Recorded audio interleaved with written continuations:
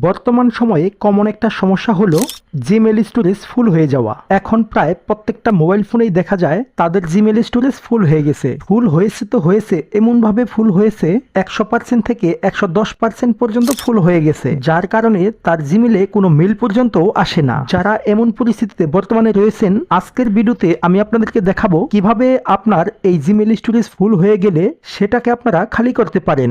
তো hello guys, this is কাজল, আপনারা দেখছেন কাজল টেকনোলজি।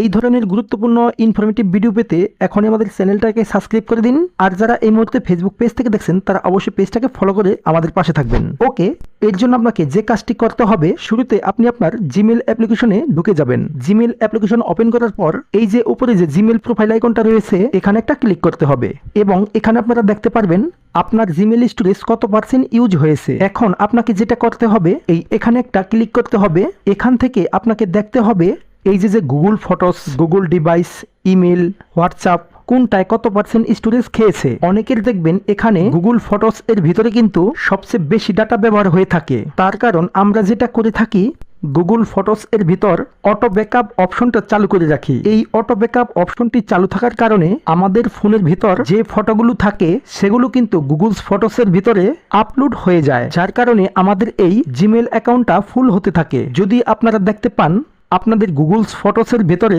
সব থেকে বেশি জায়গা খেয়েছে, তখন আপনাদেরকে যেটা করতে হবে, গুগল ফটোসের ভেতর যেগুলো অপ্রয়োজনীয় জিনিস রয়েছে সেগুলোকে এক এক করে ডিলিট করতে হবে।